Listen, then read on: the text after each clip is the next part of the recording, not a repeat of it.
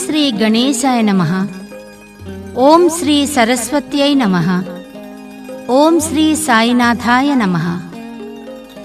శ్రీ షిరిడీ సాయి మహాసమాధికి ముందు శ్రీ సాయి ఆశీర్వచనాలతో శ్రీ హేమాద్రి పంత్, శ్రీ దాసగణ మహారాజులు శ్రీ సాయి తత్వ ప్రచారం ప్రారంభించారు.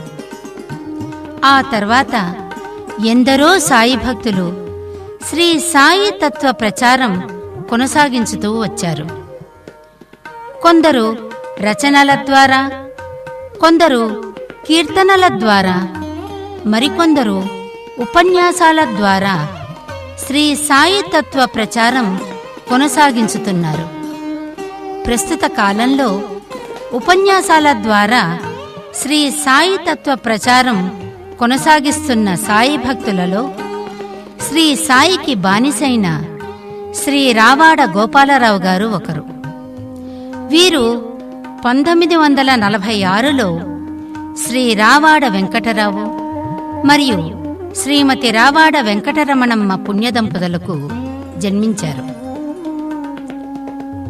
వీరు తమ 54వ సంవత్సరంలో భారత ప్రభుత్వ సేవల నుండి స్వచ్ఛంద పదవీ విరమణ చేసి తన జీవితాన్ని శ్రీ సాయి తత్వ ప్రచారానికి అంకితం చేశారు. శ్రీ సాయి తత్వ ప్రచారంలో భాగంగా దేశ విదేశాలలో ఇంగ్లీష్, తెలుగు భాషలలో అనేక ఉపన్యాసాలు ఇచ్చారు. వారు 2000 సంవత్సరంలో అమెరికాలో చికాగో పట్టణంలోనూ, 2003వ సంవత్సరంలో ఒర్లాండో పట్టణంలోనూ జరిగిన విశ్వసాయి సమ్మేళనంలో పాల్గొని ఇంగ్లీష్ భాషలో ఉపన్యాసాలు ఇచ్చారు.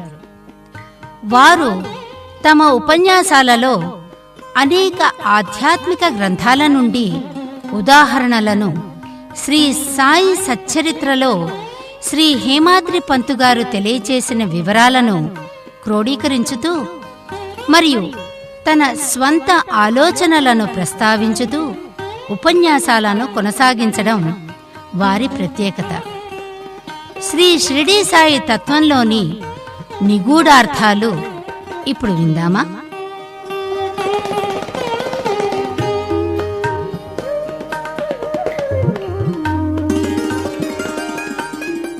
శ్రీ షిరిడీ సాయి తత్వంలోని నిగూఢార్థాలు.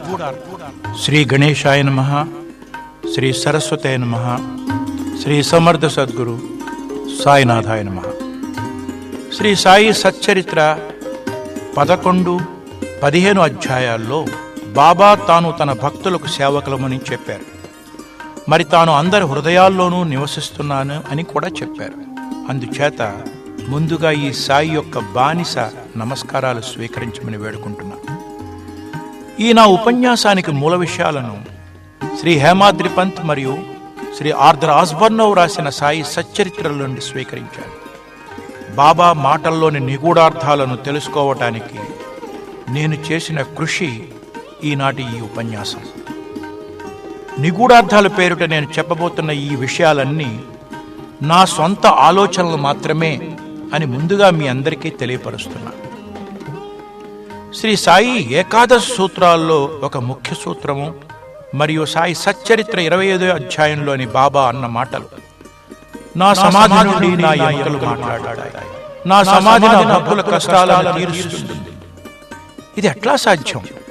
దీని వెనక ఉన్న నిగూఢార్థం ఏమిటి అని ఆలోచించినప్పుడు నాకు కలిగించిన ఆలోచనలు ఇప్పుడు మీ ముందు ఉంచుతున్నా.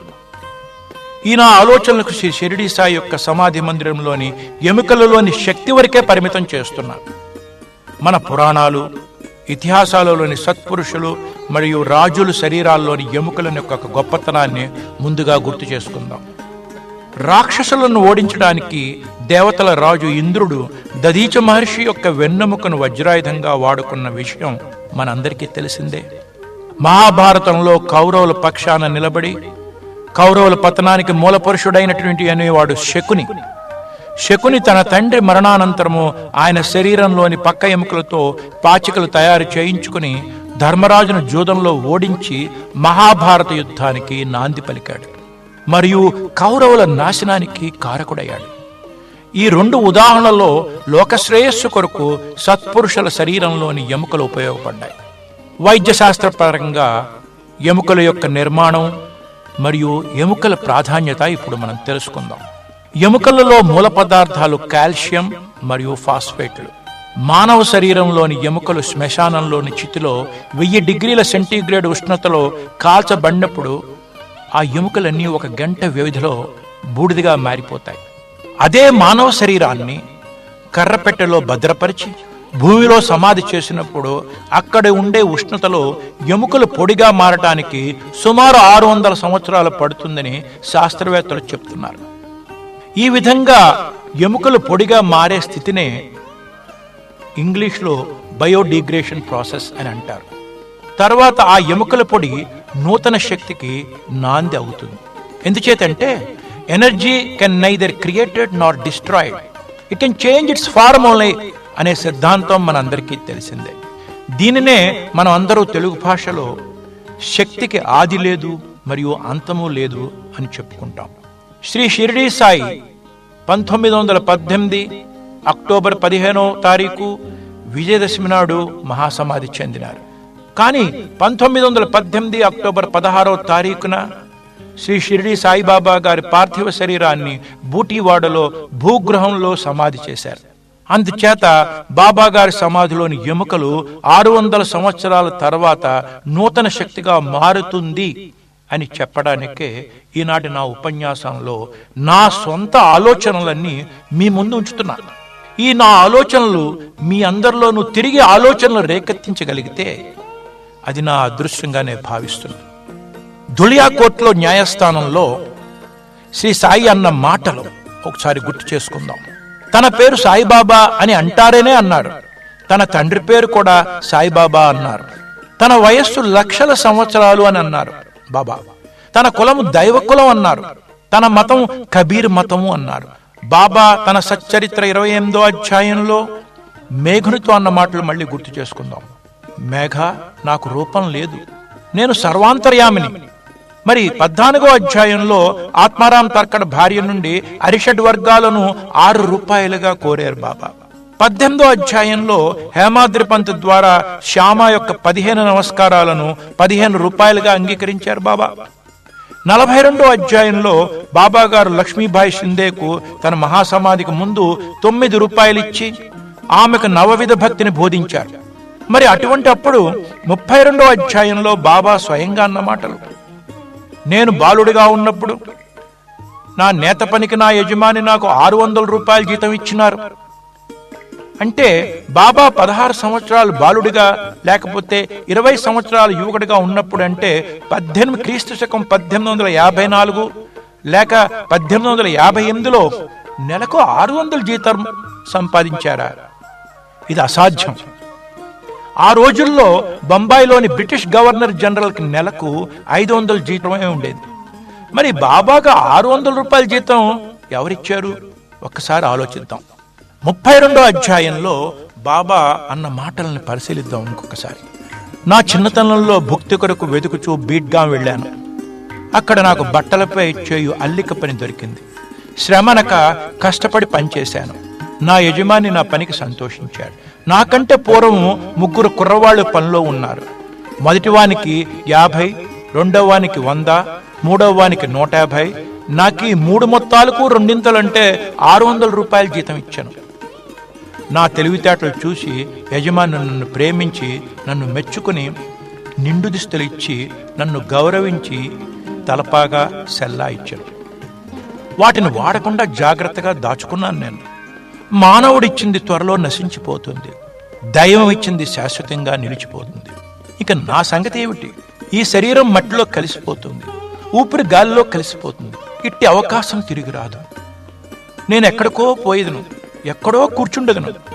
మాయ నన్ను మిక్కులు బాధిస్తోంది. అయినా నేను నా వారి కోసం ఆతృత పడదను. ఎవరైనా ఏమైనా సాధన చేసినచో తగిన ఫలితాన్నే పొందెదరు. ఎవరైతే నా మాటలను జ్ఞప్తి ఉంచుకుందరో వారు అమూల్యమైన ఆనందాన్ని పొందెదరు. ఇప్పుడు ఈ మాటల్లోని విశ్లేషణ చేద్దాం.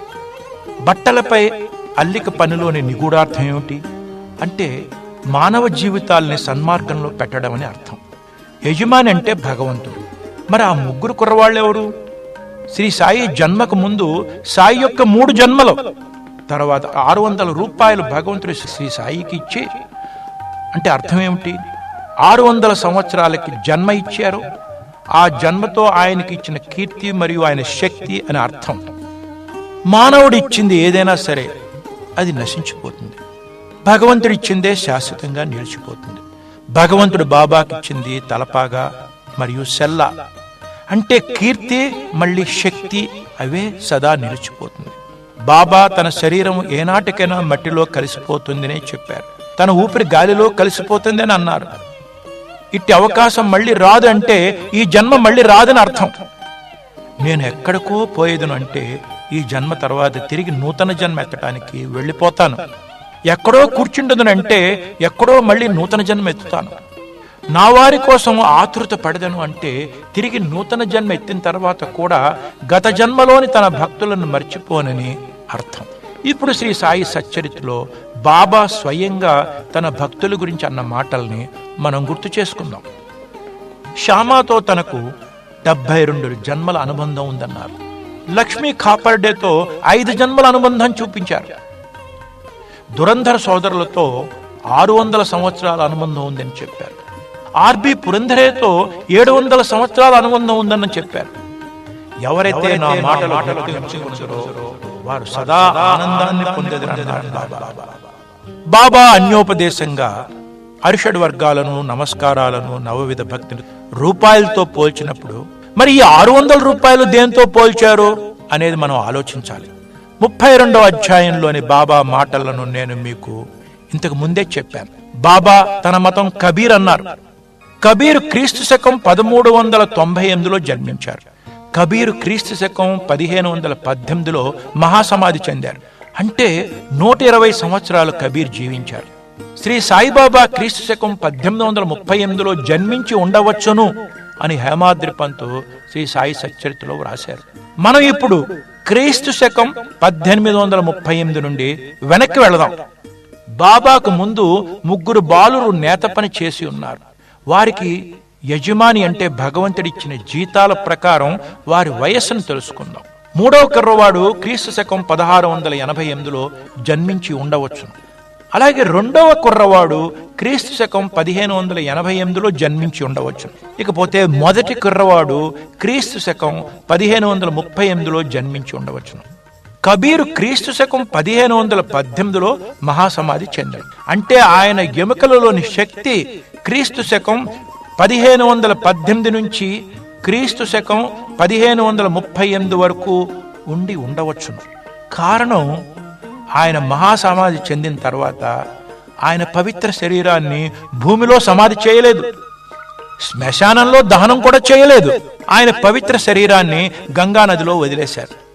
అంటే 20 సంవత్సరాల్లో శ్రీ కబీర్ పవిత్ర శరీరంలోని ఎముకలు బయట వాతావరణంలో ఉండి చూర్ణంగా మారి ఉండవచ్చును.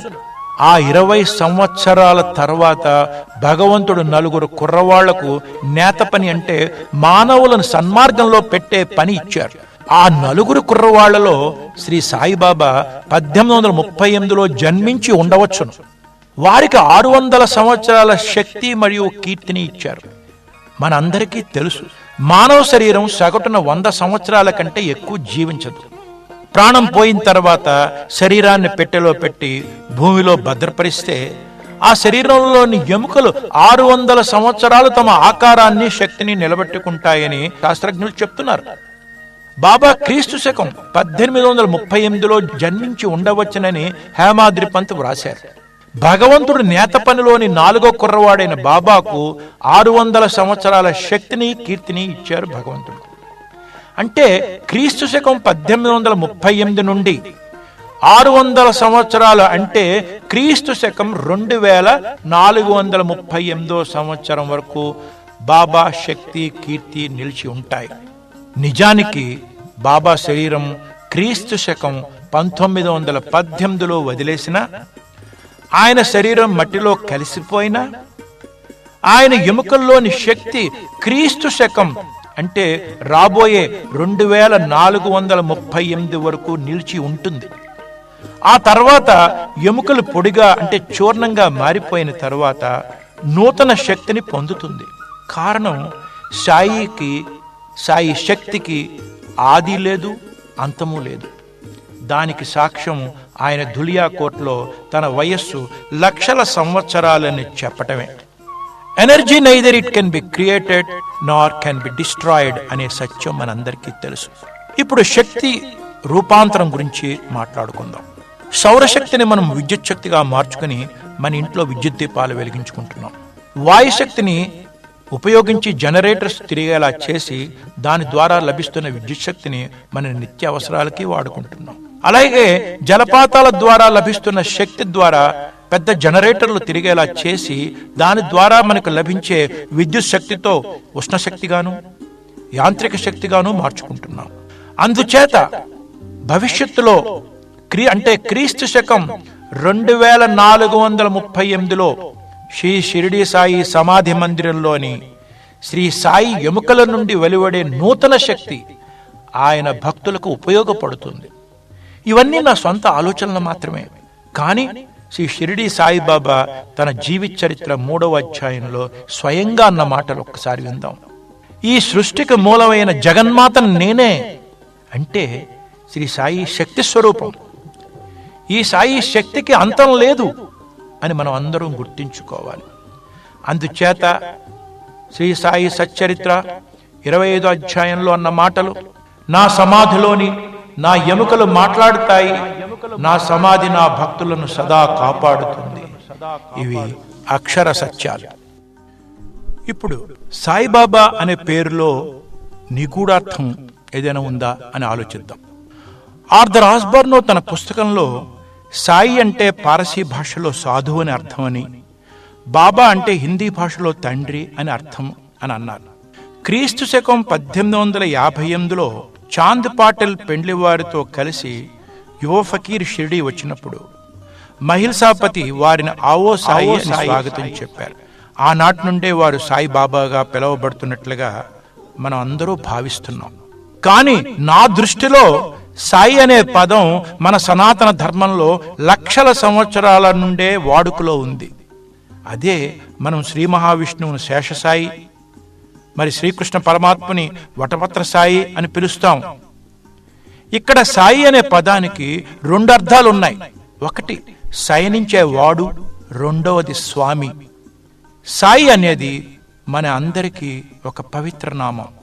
మరి సాయి అనే పదానికి ఇంగ్లీష్ వారు ఏదైనా అర్థం చెప్పారా అనే ఆలోచనలతో ఛాంబర్స్ 20th సెంచరీ డిక్షనరీ చూశాను. నా కళ్ళను నేను నమ్మలేకపోయాను. సాయి అనే పదానికి అర్థం ఈ విధంగా ఉంది ఆ డిక్షనరీలో: భూమధ్యరేఖా ప్రాంతంలోని దక్షిణ అమెరికాలోని బ్రెజిల్ దేశంలోని అడవులలోని కోతుల్ని అక్కడ వారు సాయి అని పిలుస్తారు. మరి డార్విన్ సిద్ధాంతం ప్రకారం లక్షల సంవత్సరాల క్రితం కోతుల నుండే కదా మానవుడు ఉద్భవించాడు. లేదా వానరాలకు రాజు అయిన మారుతీయ సాయి అనే ఆలోచనలు కలుగుతాయి. అందుచేతనే మనం సాయిని పూజించేటప్పుడు శివ రామ కృష్ణ మారుత్యాది రూపాయ అని అంటాం. ఏది ఏమైనా సాయి ఒక నిగూఢమైన పవిత్ర నామం. శ్రీ సాయి సచ్చరిత్ర 5వ అధ్యాయంలో చాంద్ పాటిల్ తప్పిపోయిన తన గుర్రాన్ని వెతుకుచూ ఔరంగాబాదు నుండి దూపు గ్రామానికి తన భుజంపై గుర్రపు జీనును వేసుకుని 9 మైళ్ళు నడిచిన తర్వాత బాబాని కలుసుకున్నాను. దీనిలోని నిగూఢార్థం ఏమిటి అని ఒకసారి ఆలోచిద్దాం. చాంద్ పాటిల్ ధనవంతుడు. అతను తప్పిపోయిన గుర్రానికి బదులుగా వేరొక గుర్రాన్ని కొనగలే ధనవంతుడు. అతను కాలి క్రింద తొక్కి ఉంచవలసిన అరిషడ్ వర్గాలు అనే జీనుని తన భుజంపై వేసుకోవడం చేత భగవంతుని అనుగ్రహం అనే గుర్రం తప్పిపోయింది. అతను 9 మైళ్ళు నడిచిన తర్వాత బాబాని కలిశాను. అంటే నవవిధ భక్తిలో ఒకదానిని ఆచరించి బాబాని కలిశాను అని అర్థం చేసుకోవాలి.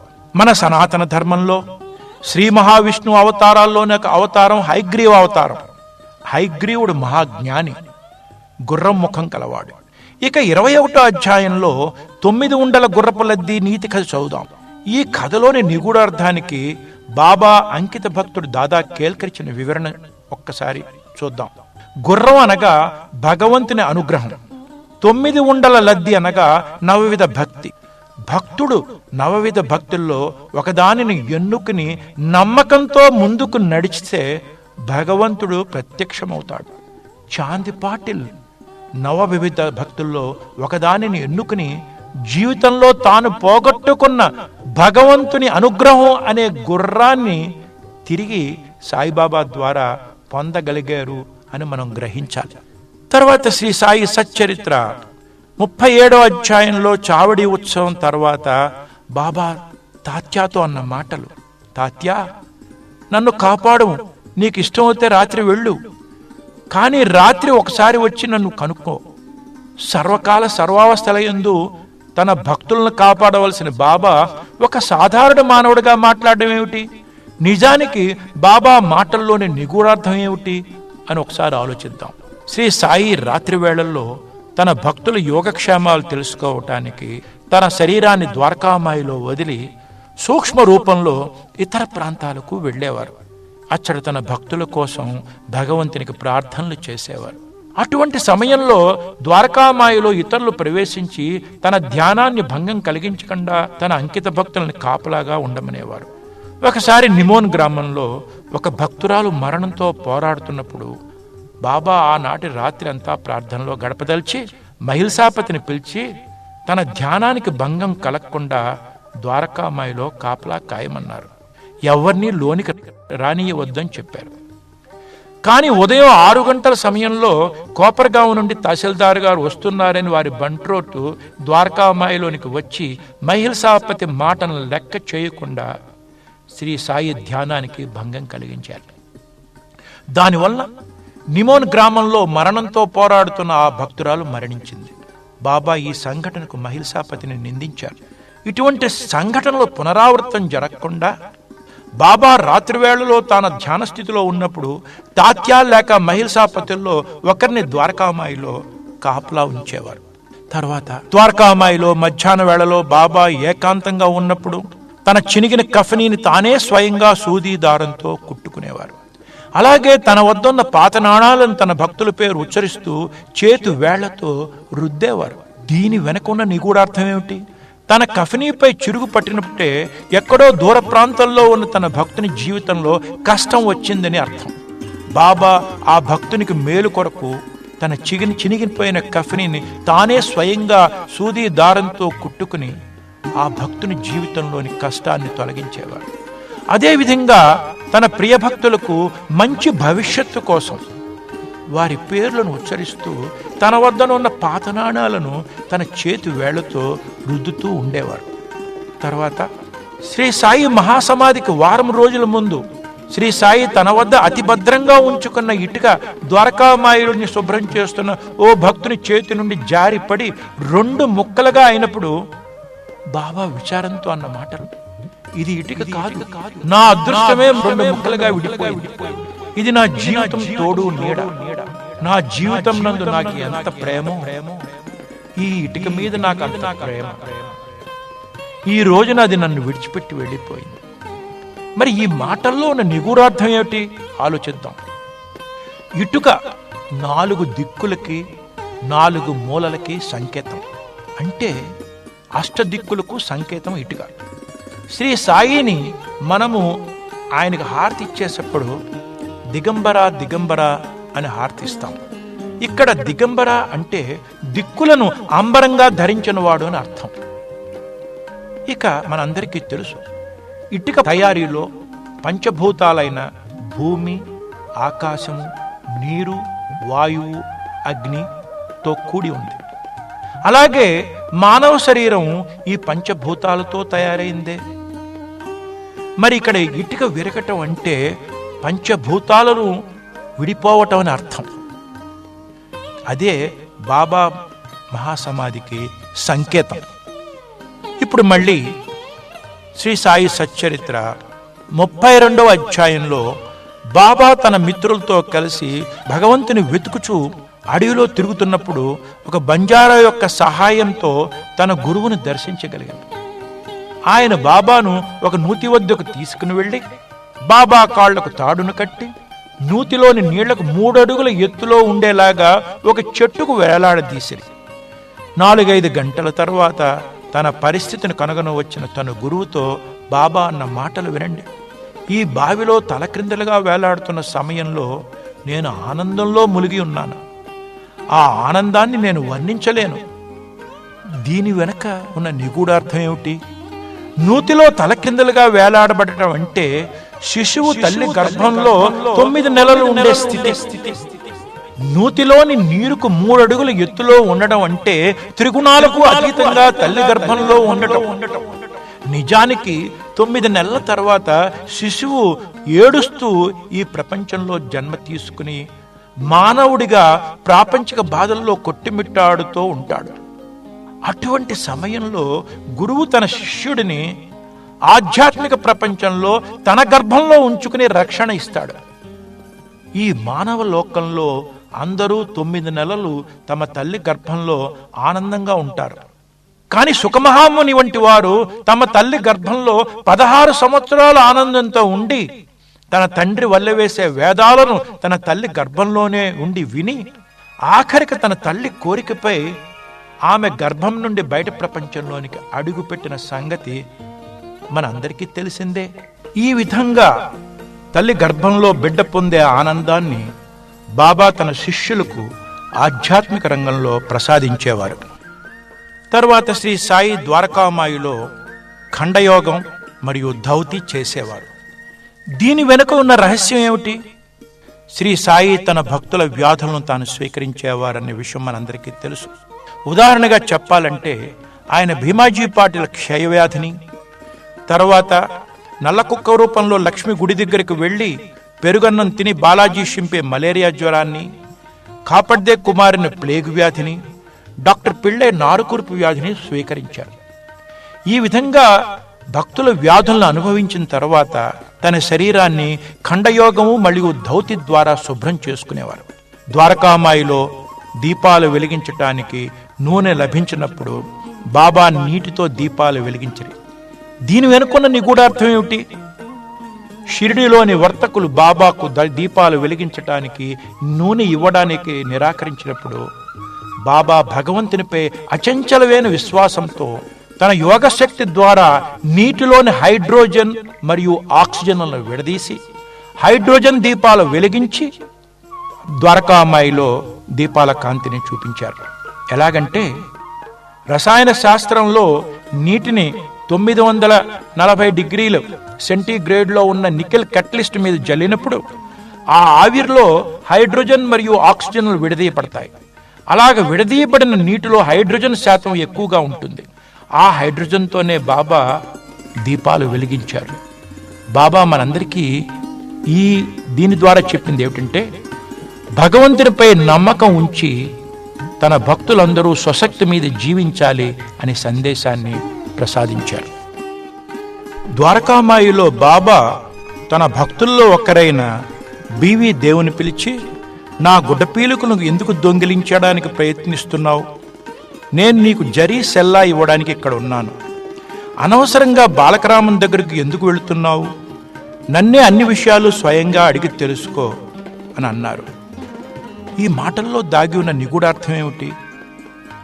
ఈ విషయంలో సాయి సచ్చరిత్ర 41వ అధ్యాయంలో స్పష్టంగా ఈ విధంగా వ్రాయబడింది. బాలకరాముని ప్రశ్నించుటే గుడ్డపీలికలు దొంగిలించడం.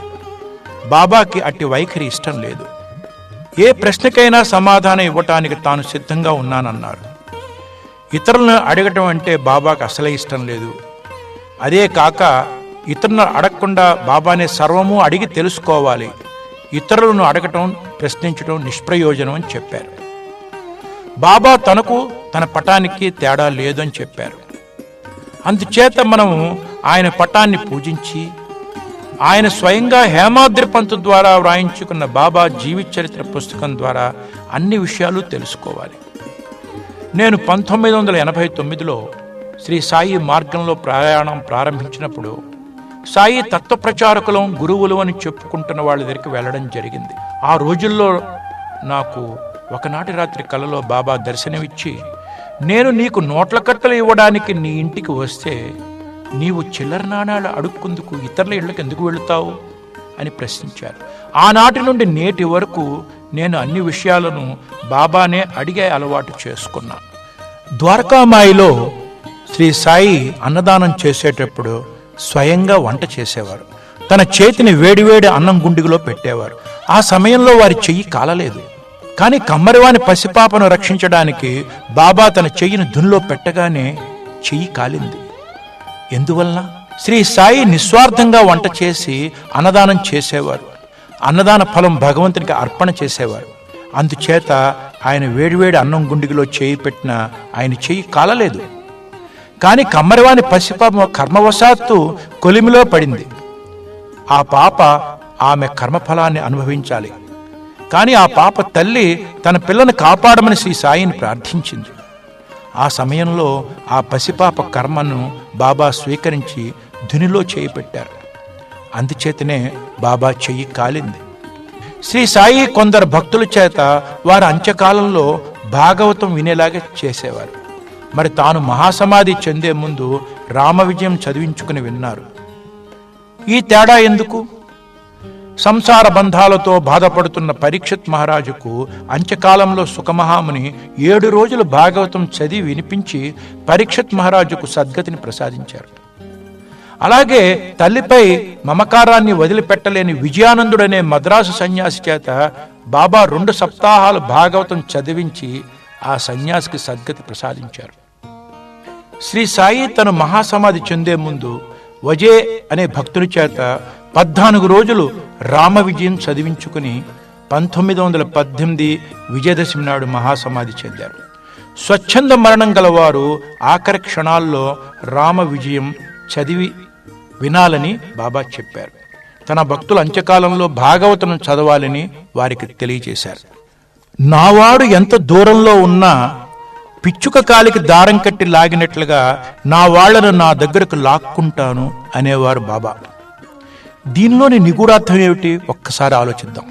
మనం పెంచుకోవడానికి ఒక పిచ్చుకని తెచ్చి దాని కాలికి దారం కడితే అది మన చుట్టూ తిరుగుతూనే ఉంటుంది. అటువంటి సమయంలో ఆ పిచ్చుకు కావలసిన తిండి, మంచినీరు, రక్షణ ప్రేమతో మనం ఇస్తాం. అలాగే శ్రీ సాయి తన ఏకాదశ సూత్రాల్లో అన్న మాటలు, నా భక్తుల ఇంట అన్నవస్త్రాలకు లోటు ఉండదు, నా సమాధి నుండి నేను నా భక్తులకు రక్షణ ఇస్తాను. అందుచేత శ్రీ సాయి భక్తులందరూ సాయి యొక్క పిచ్చుకులే కదా. శ్రీ సాయి వామన్ తాత్య రోజు ఇచ్చే పచ్చి కుండలతో పూల మొక్కలకు నీరు పోసేవారు. తర్వాత ఆ కుండలను చెట్టు మొదట్లో బోర్లించి ఉంచేవారు. సాయంత్రానికి ఆ కుండలు విచ్చిపోయేవి. దీని వెనుక ఉన్న నిగూఢార్థం ఏమిటి?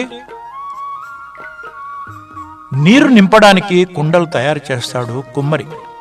నేను నా భక్తుల మనసులో భగవంతుని గొప్పతనాన్ని నింపుతాను. పంచభూతాల కలయికతో కుమ్మరి కుండలను చేస్తాడు. భగవంతుడు పంచభూతాల కలయికతో మనుషుల్ని చేస్తాడు. ఆఖరికి కుమ్మరి చేసిన కుండలు, భగవంతుడు చేసిన ఈ మనుషులు పంచభూతాలలో కలిసిపోవలసిందే అనే భావాన్ని బాబా కలగజేసేవాడు. మనం ఈనాడు చూసే షిరిడీ సాయి ఫోటోలలో మరి తైలవర్ణ చిత్రాలలో శ్రీ సాయి కాషాయ రంగు కఫని ధరించినట్లుగా చూపుతున్నారు. నిజానికి శ్రీ సాయి ఏనాడు కాషాయ రంగు కఫని ధరించలేదే. మరి కాషాయ రంగు కఫని ధరించినట్లుగా చూపటంలో నిగూఢార్థం ఏమిటి? శ్రీ సాయి సచ్చరిత్ర 12వ అధ్యాయంలో ఒక భక్తునికి అతని గురువు గులాబ్ స్వామిగా రూపంలో దర్శనం ఇవ్వడానికి బాబా ఆ రోజున, ఈరోజు గేరు తెండు అంటే కాషాయ రంగు వస్త్రాలు తీసుకురండి, వాటిని నేను ధరిస్తాను అని చెప్పారు. ఆ నాసిక బ్రాహ్మణ భక్తునికి కాషాయ రంగు వస్త్రాలు ధరించి అతని గురువు గులాబ్ స్వామి రూపంలో దర్శనం ఇచ్చారు. ఈ సంఘటన నుండి మనం గుర్తు చేసుకునేందుకే ఆనాటి నుండే బాబా చిత్రపటాలకు చిత్రకారులు కాషాయ రంగు వేయటం ప్రారంభించారు. మనం ఈనాడు ద్వారకామాయిలో జైకర్ చిత్రించినటువంటి బాబా తైలవర్ణ చిత్రంలో బాబా శిరస్సుపై పుష్పాన్ని ఉంచబడిన విధంగా చిత్రించబడింది. మరి ఈ పుష్పం బాబా శిరస్సుపై పెట్టి పూజించిన వాళ్ళెవరు? క్రీస్తు శకం 1908 సంవత్సరం వరకు బాబా తనను పూజించడానికి ఎవరినీ అంగీకరించలేదు. కానీ 1908లో ఒకనాడు షిరిడీలోని బాపూరావు అనే బాలుడు బడికి వెళుతూ తన ఇంటి నుండి తెచ్చిన పుష్పాన్ని బాబా శిరస్సుపై పెట్టి బాబాని నమస్కరించారు. ఆనాటి నుండే తన భక్తులు తనను పూజించడానికి అంగీకరించారు బాబా. ఈ విధంగా బాపూరావు అనే 6 సంవత్సరాల బాలుడు మొదటిసారిగా బాబా శిరస్సుపై పుష్పాన్ని ఉంచి పూజించి మన అందరికీ మార్గదర్శకుడైనాడు. 1917 సంవత్సరంలో శ్రీ నార్వేకర్ యొక్క కుమారుడు షిరిడీకి వచ్చి తన తండ్రి పక్షాన 500 రూపాయలను బాబాకు దక్షిణగా సమర్పించాడు. బాబా ఆ దక్షిణ స్వీకరించిన కొద్దిసేపటికే చలి జ్వరంతో బాధపడసాగాను. చలి జ్వరంతో బాధపడుతున్న బాబాని చూసిన శ్యామ, బాబా ఈ చలి జ్వరానికి కారణం ఏమిటి అని అడిగాను. బాబా అంత బాధలోనూ ఓరిమితో ఇచ్చిన సమాధానం వినండి. మనం ఇతరుల నుండి ఏదైనా సహాయం పొందితే అవతల వ్యక్తి యొక్క కష్టాలను బాధ్యతలను మనం స్వీకరించవలసి ఉంటుంది. నా భక్తుడు నార్వేకర్ చలి జ్వరంతో బాధపడుతున్నాడు. అక్కడ అతని నుండి దక్షిణతో పాటు అతని చలి జ్వరాన్ని కూడా నేను స్వీకరించాను. బాబా ఒక రోజంతా ఆ చలి జ్వరంతో బాధపడిన తర్వాత ఆ 500 రూపాయలతో బీదలకు అన్నదానం చేయించాను. తర్వాత శ్రీ సాయి సచ్చరిత్ర 25వ అధ్యాయంలో ఆమ్రేల చమత్కారం మనందరికీ తెలిసిందే. బాబా ఆ మామిడి పళ్ళు దాము కొరకు ఉంచినవి కావున దామ్యా వాటిని తిని చావవలను. దాము అన్న ఆ మాటలు విని భయపడ్డారు. కానీ మహిల్సాపతి ఆ మాటను సమర్థించి చావమన్నది దామ్యాలోని అహంకారం, ఇది బాబా పలికిన ఆశీర్వచనమే అన్నాను. ఇదే విషయాన్ని వేరొక విధంగా మనం ఇప్పుడు ఆలోచిద్దాం. దాము అన్న జ్యోతిష్యులను సంప్రదించినప్పుడు తన జాతకంలో దుష్టగ్రహ ప్రభావం చేత తనకు 3 భార్యలున్నా తనకు సంతాన యోగం లేదు అని తెలుసుకున్నాడు. సంతాన యోగం లేనివాడు సంతానం పొందటం అంటే తిరిగి పునర్జన్మ ఎత్తినట్లే కదా. అంటే శ్రీ సాయి క్షణిక కాలము దాము అన్నాకు మరణస్థితిని కల్పించి తిరిగి పునర్జన్మ ఇచ్చి ఆ మామిడి పండ్లను అతని చిన్న భార్య చేత తినిపించి దామ్యాకు సంతాన యోగాన్ని ప్రసాదించారు బాబా. శ్రీ సాయి సచ్చరిత్ర 8వ అధ్యాయంలో లేని వివరాలను చూద్దాం. ద్వారకామాయిలో శ్రీ సాయి తాత్య మహిల్సాపతులు తూర్పు, పడమర, ఉత్తరాల వైపు తమ శిరస్సులో పెట్టి నిద్రించేవారు. మరి దక్షిణం వైపు తలను ఎందుకు పెట్టుకోలేదు? ఒక్కసారి ఆలోచిద్దాం. భూగోళానికి తూర్పు, పడమర, ఉత్తరము వైపు మాత్రమే జనసంచారం కలదు. దక్షిణ ధ్రువ ప్రాంతంలో జనసంచారం లేదు. కానీ దక్షిణ ధ్రువంలో ఖనిజ సంపద, ముఖ్యంగా బంగారము, రాగి, వజ్రాలు, బొగ్గు గనులు ఉన్నాయి. ఇవి ప్రాపంచిక రంగంలోని వారికి సహకరిస్తాయి. మరి ఆధ్యాత్మిక రంగంలోని వారికి ఇవి నిషిద్ధాలు.